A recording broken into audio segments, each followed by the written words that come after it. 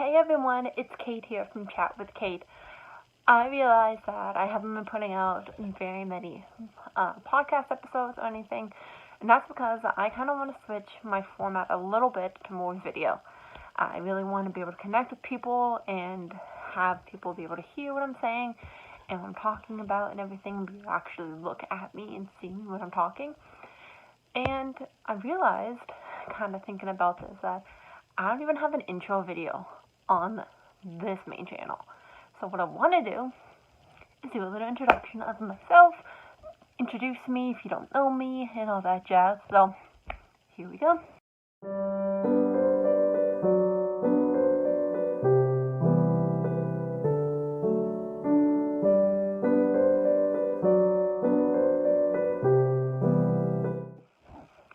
Now, getting started. I am a 26-year-old. I am a university graduate. I currently live at home with my parents, just out of necessity, trying to save money and everything, but I do work full time.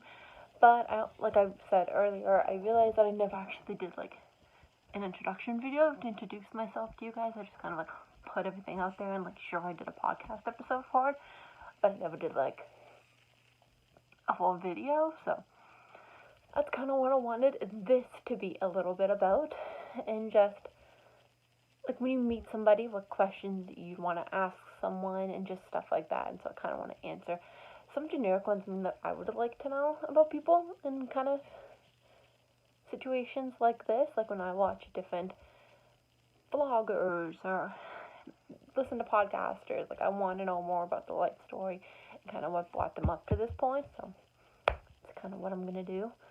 So to begin with, I was born in the 90s. I am a 90s baby. Born in 95, right in the middle of the 90s. I was born in New Brunswick, and I moved to Ontario for a little bit of my life. Now you're probably going to see some shadows behind me. That's because I'm laying on a bed right now, just because I was trying to find a really nice way to film this video. But whatever, you guys don't care about that. But like I said, I moved to Ontario when I was little. I moved up there with my mom and my dad to a little basement apartment. I think it was just enough room for my mom and dad and I to each have a bedroom. Like we had the master and then my room. And then we only lived there for about a year. And then after that, we moved back here to St. Martin's, which is this house that I'm in right now, which is the house I've been in my entire life. And then I went to school out here. My whole entire family's from out in this area, so I kind of grew up with my uncles always around, my cousins, and like my grandparents and all that. Not my mom's family in particular, because my uncle, my mom's family, he's in the services, and so he's in the Navy, so he was like in Nova Scotia, because that's just where it made sense for him to live. That's where the Navy needed him at the time, which is still where he is. But that's an exciting life change I'll get to eventually, because you're going to see it. But yeah, we moved back home to kind of be closer to family and all that, and I went to school here. My parents had my brother, when I think I was 5. I got my brother Cameron, and I think he was born, it was February he was born. And I just kind of went to school and everything. And when I was younger, I think I was in grade 3. Yeah, it was grade 3, I think, when I got diagnosed with attention deficit hyperactive disorder. It's like the mild one. It wasn't a very severe case of anything like that, but it still did put a lot of strain on me. And so that definitely affected my home life and everything. I'm not going to dig too deep into that, but that definitely affected like my home life and stuff. But then when I got to high school, I was in a class with, I believe it was a sociology class I was in, and we had a social worker come in to talk to us. And they were telling us all about how they go in and get these children out of these really bad homes and stuff. And in the back of my mind, I kept thinking, that sounds like a really fun job. Like, this sounds super rewarding. It sounds exactly what I want to do. So, from there on, I decided, you know what?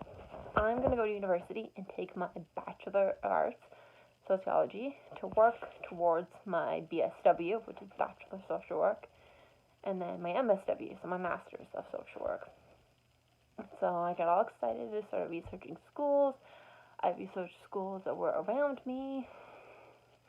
Personally, I wanted to have a fresh start just because I had a lot of stuff happen to me in high school, and I just wanted to have a fresh start and get away from everybody and not know a soul, which I have to say was the best thing I ever did for myself, was move away. I couldn't be more thankful for the opportunities that I had when I moved away. It was such a great learning experience, and I love it so much. And I made lifelong friends there that to this day I keep up with, and I'm super happy that I went there. But through like researching and everything, I settled on Mount St. Vincent in Halifax. So there's my ring. I don't know if you can see it. I did the damn thing. I got my diploma from there, well, a bachelor's degree from there, in sociology and women's studies. I constantly debated throughout my entire degree, do I want a women's studies degree? Do I want a social degree? Can I even get a job with a social degree? What's the point of a social degree? Should I switch into something different? Like, should I switch into, like, PR, for example?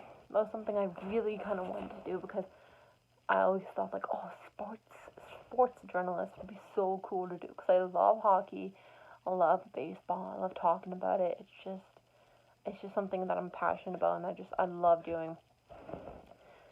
But I followed with like my instinct and my gut, and I kind of stayed with the sociology path, thinking that I was going to do my Bachelor of Social Work. Didn't happen.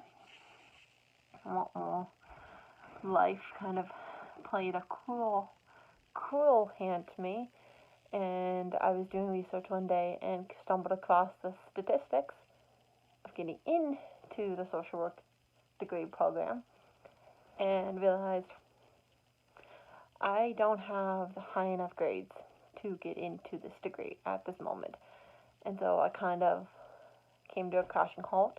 I came to a stop and realized this probably isn't something I should do, but I was so far into my degree that I couldn't very well stop, and I wasn't going to because I really wanted to get the degree and I wanted to say that I had it, which I'm happy that I do. Don't get me wrong, I'm super thankful that I have a university degree because like it has opened some doors for me, but on the other side I kind of wish I would have done a little bit more researching into the actual program itself rather than being like so gung-ho on, oh, I want to move away, I just want to get away and all this, because yeah, getting away is so much fun and everything, but you have to love what you're doing at the end of the day. And I think I rushed that degree way too quickly. I probably should have researched it some more, gone talked to different advisors and schools, but it's all behind me now. It's definitely a lesson that I learned, and it's a hard lesson that I learned, but I'm happy that I learned it eventually. But after I graduated the Mount, I moved back home with my parents. And where did I go to work? I can't even remember. I want to say was it the Fun Day Trail? I'm going to say it was the Fun Day Trail, but I'm not 100% certain on that. But I think I went to the Fun Day Trail, and then I went to the Heart and Stroke because Fun Day Trail was only seasonal. So I went to the Heart and Stroke, and I was working at the Heart and Stroke Foundation. I was doing like campaign calls, like outbound calls, to get people to volunteer for us. And I did that for a couple months, and then I worked for them for a while doing campaign work and helping out with the campaign, the Heart Month campaign, all that kind of stuff. Did some volunteering with them, and then I did night work, and then I lost my grandfather.